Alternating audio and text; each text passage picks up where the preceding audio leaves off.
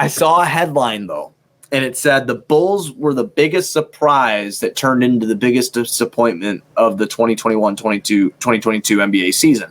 I think that is a bullshit, lazy headline. I can't remember the website that is.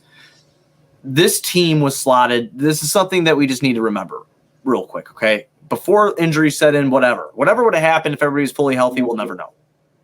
We'll never know. But this team went in from a non-playoff team to making a guaranteed spot in the playoffs this year. That is a win in my book.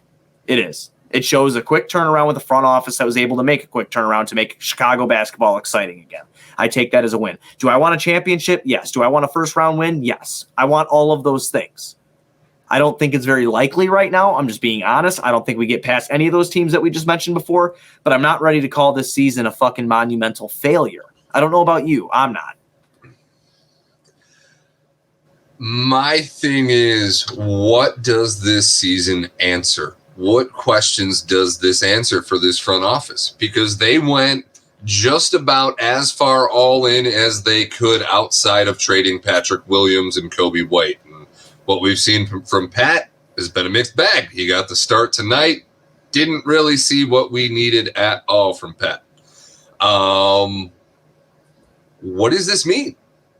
Did going all in on Zach LaVine on this season, did the start of this season give you enough that, hey, we're healthy, we're going to run this back, we can do this, we're fringe contenders, we can at least get in the mix, we can mess somebody's season up, we could ruin it for them, we could steal a series from somebody that we're not supposed to in a round two, or, sneak our way into the finals like how we felt early in the season? Are they riding that?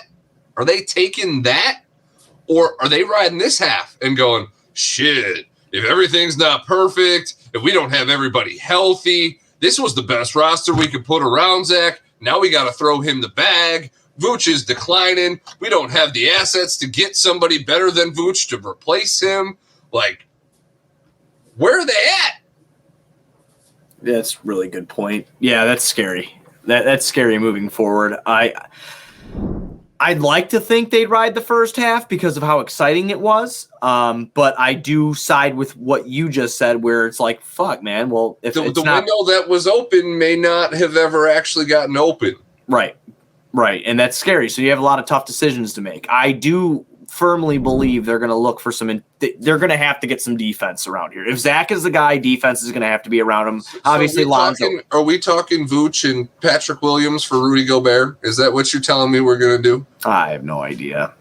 I don't know. I mean, it's just so far into the future. I don't know. Oh, I know. I mean, we're talking offseason and we still got a first-round playoff series, which we are going to get hyped for. I don't want people to think like that's that. Obviously, that's the mood right now. That's the topic at hand. Well, what people are listening need to understand is that we went through a literal roller coaster as Chicago Bulls fans this year.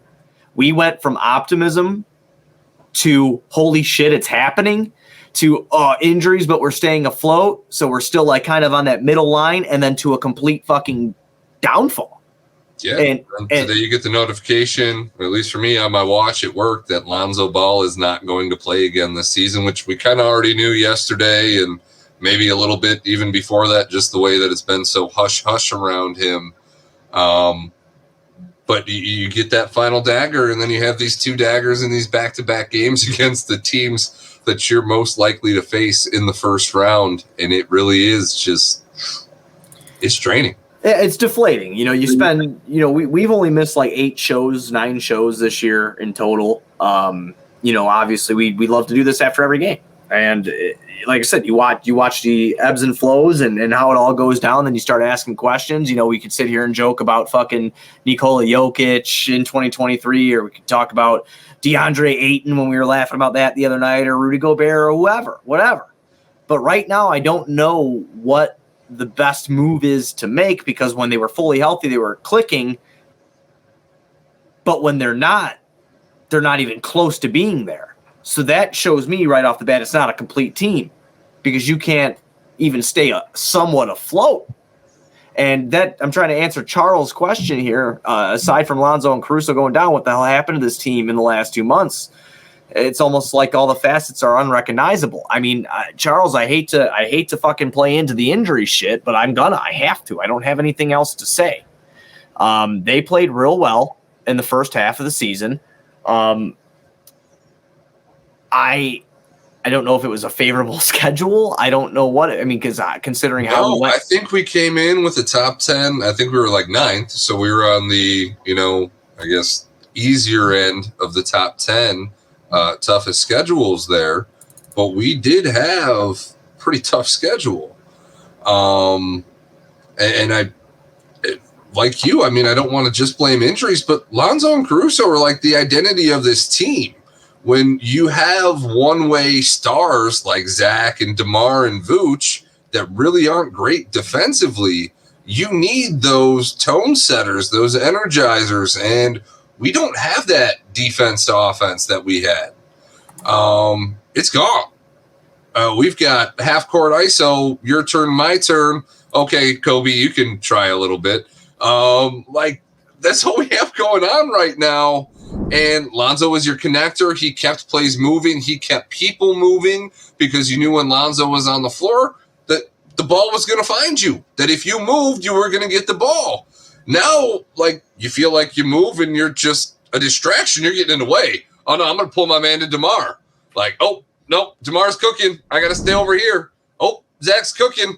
Zach's going to go to the lane. If I pull my man there, he's going to get a double. I can't do that. It's like everybody's scared to cut now. When you had your connector there in Lonzo, everybody was willing to move.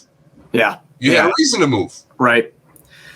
It's definitely just a weird dynamic. I feel like, the players going down and other players being inserted into the lineup. I mean, you got a couple diamonds in the rough, like Javonte Green. How fun was he? This season. I mean, just super, super fun. Played real well, considering what people thought caliber player he was. Again, we will be more hyped when the playoffs start. It's just kind of when you see the writing on the wall. Hopefully, the team's more hyped when the playoffs come because you have to. The team feels like us right now. They're deflated.